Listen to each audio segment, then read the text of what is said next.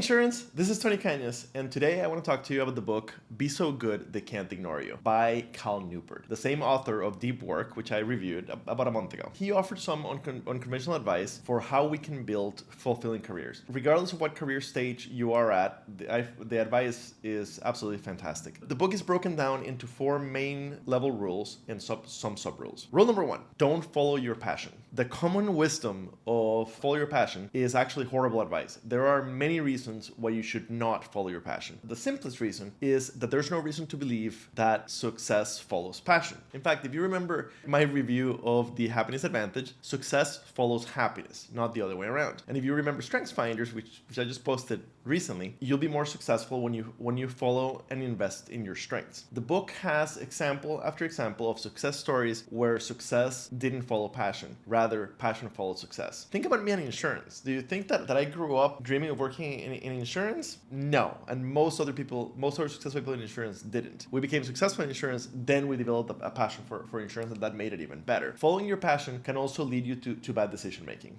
Michael Jordan, for example, was not passionate about basketball as a kid. He was passionate about baseball. He tried basketball, liked it, kept at it, and as his success improved, so did his passion. Passion follows success, not the other way around. And even Michael Jordan, late in his career, made the move to baseball following his passion. And in baseball, he couldn't become the Michael Jordan of baseball. He was just a regular, common baseball player. Because, again, passion follows success, not the other way around. Rule number 2, be so good they can't ignore you, or the importance of skill. Your job is to treat your career as a craftsman, and over time, build up a rare and valuable skill set that you can leverage further at each stage of your career. This reminds me a lot of Rob Galbraith talking about how, even with the InsurTech revolution, domain knowledge never goes out of style. And it's the reason that CPCU is such a good investment. Do the hard, dedicated work that will lead to rare and valuable skills. Rule number 2 is about more than just doing CPCU or CIC. You need to go even further. I mean, CPCU or CIC are a great start, but you need to go even further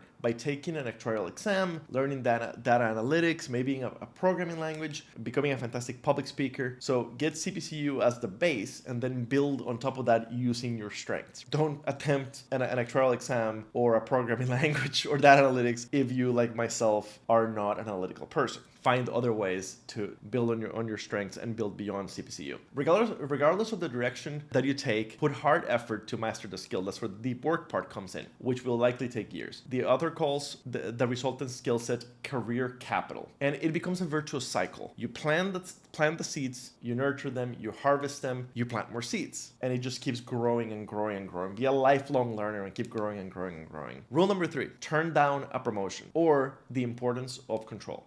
There are some traps that people tend to fall into when spending their career capital. Don't rush to spend your career capital. Don't spend too much of it. That promotion might look tempting, but take the time to consider whether it plants a better seed to continue the virtuous cycle or whether it's a dead end. Also, consider whether it takes you away from your strength. Don't let yourself be promoted to your level of incompetence. I haven't made a video on that yet, but it's a well-known idea. Don't let yourself get promoted to your level of incompetence. Make sure that whatever promotion you take, whatever new job you take, don't just consider the money. Also consider whether it takes you away from using your strength. You'll be less successful and much less happy if you're no longer using your strengths. Rule number 4, think small, act big, or the importance of missions. As you begin to build mastery in your field and as your passion grows, the last piece is to add a mission. I'm a great example of this. CPCU and different experiences within insurance helped me build the insurance skill set, but where it really all came together is when I found the mission of helping the insurance industry attract and retain younger talent, to help younger talent grow within insurance, and then later on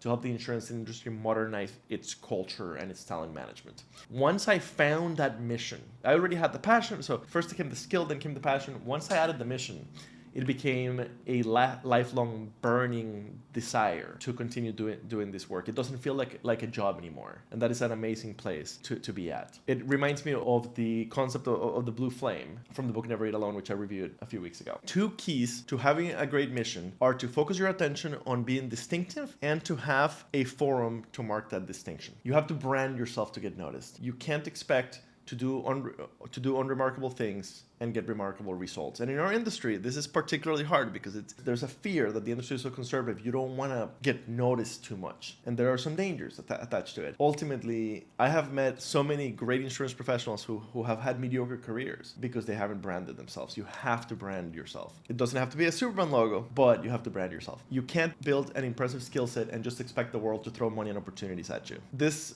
video is based on my very good friend Nick Lamparelli's article in Insurance Nerds about the book, which I have not myself read. Based on this article, it looks like a fantastic read, and I'm going to add it to my list. I hope this was useful. I think it's really great career advice. Thank you, Nick, for writing the article. I hope this was useful. Thank you.